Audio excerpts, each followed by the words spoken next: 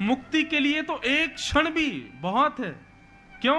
हमारे शास्त्रों में कहा जाता है जीवन भर भले ही पाप किया हो व्यक्ति ने, लेकिन यदि वो अंतिम श्वास लेते समय भगवान नाम गा ले, अंतिम श्वास निकल रही और उसी समय उसके मुख से निकल जाए जगन्नाथ और बस प्राण निकल गए, फिर उसके जीवन के सारे गिले शिकवे माफ हो जाते हैं, वो सीधे वैकुंठ ही जाता है।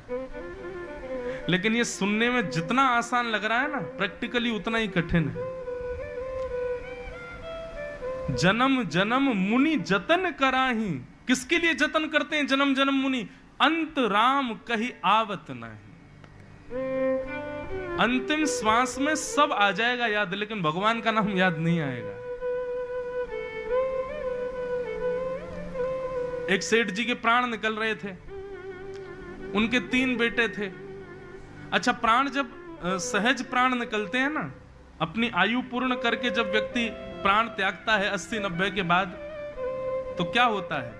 कंठे घुर घुरायते, कंठ में घुर घुर आवाज होती है जब प्राण निकलने वाले होते हैं। उनका कंठ घुर घुर आवाज कर रहा था, तो बेटा बोला, पिताजी पिताजी आप प्राण मत त्यागिए।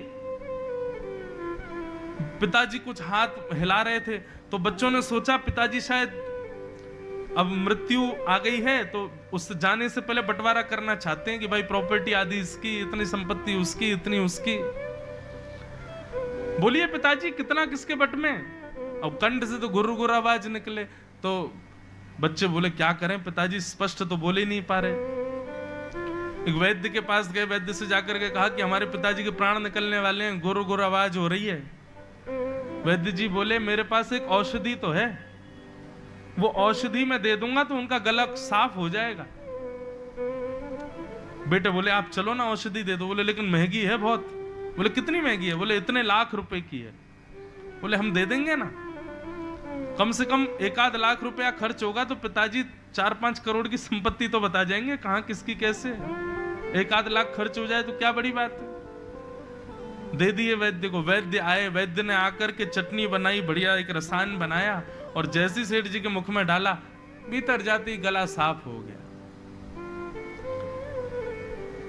सेठ जी बोले बड़ा वाला बेटा कहाँ है मेरा? पिताजी यहीं खड़ा हूं मैं, आप बताओ। बीच वाला कहाँ है? बोले मैं भी यहीं हूं। छोटा कहाँ है? बोले मैं भी यहीं हूं। तुम्हारी पत्नियां कहाँ हैं? बोले वो भी यहीं खड़ी हैं, आप तो बस बता के जाओ किसका कितना कैसे। बोले अरे मैं तो बस इतना कहना चाहता हूं, वो भैंस का जो पड्डा है ना, वो झाड़ू खा रहा है। तुम एक झाड़ू नहीं संभाल पा रहे हो, संपत्ति क्या संभालोगे? और झाड़ू पड्डा झाड़ू पड्डा झाड़ू पड्डा बोलते बोलते प्राण निकल गए। और ये बात जितनी आसान, जितनी हंसी की, जितनी हास्यपद लग रही है ना, उतनी ही सत्य है। व्यक्ति का जब अंतिम क्षण आता है वो विवेक शून्य हो जाता है, और उस समय वो चाह करके भी जगन्नाथ जी को बोल नहीं पाएगा, नाम याद कर नहीं पाएगा। सोचो, लाखों रुपए का रसायन लेकर के भी थोड़े क्षण के लिए गला साफ हुआ, भगवान नाम गा लिया होता तो कृपा हो जाती, लेकिन नहीं, विषय ही याद आता है। बंधुओं, जब तक हम जीवित रहते हैं ना, तो विषय के अलावा जगन्नाथ जी की भी स्मृति होती है हमको। आप लोगों को बहुत इजी लगता है, संसार के लोगों को बहुत इजी लगता है, ठीक है हम क्लब जाते हैं, हम गलत काम करते हैं, हम ये करते हैं, हम वो करते हैं, हम उल्टे सीधे वस्तु खाते हैं, किसी के साथ छल करते हैं, कपट करते हैं, लेकिन हम जगन्नाथ जी को याद भी करते हैं, हम बीच बीच में भक्ति भी करते हैं। परंतु जब अंतिम क्षण आएगा ना, तो जितने विषय भोगे हैं वही याद आएंगे, जगन्नाथ जी याद नहीं आएंगे। ये अंतिम समय की ये नीति है, ये रीति है।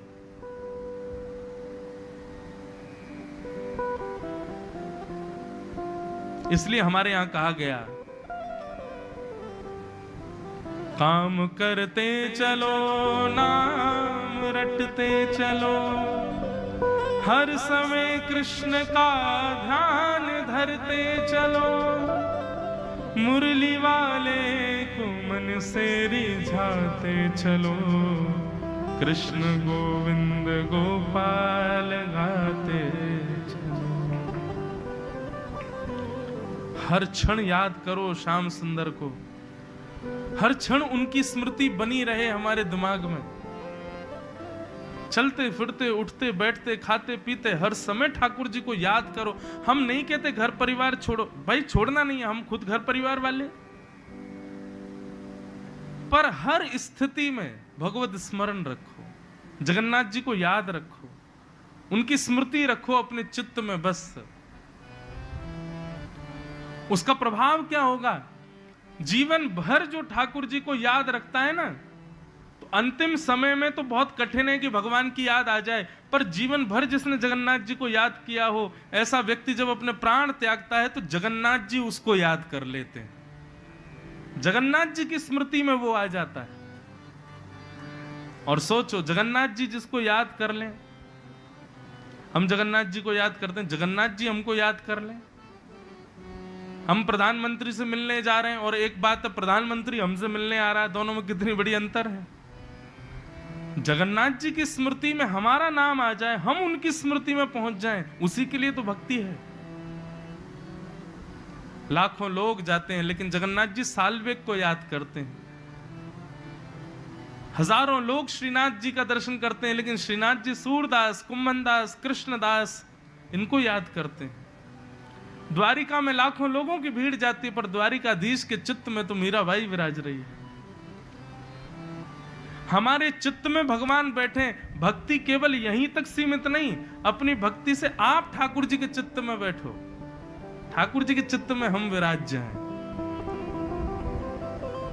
मेरा सुमिरन हरि करें मैं पावा विश्राम, मैं हरि का सुमिरन करूं, ये तो प्रारंभिक स्थिति है, लेकिन करते करते करते स्थिति हो जाए मेरा सुमिरन हरि करे मैं पावा विश्राम।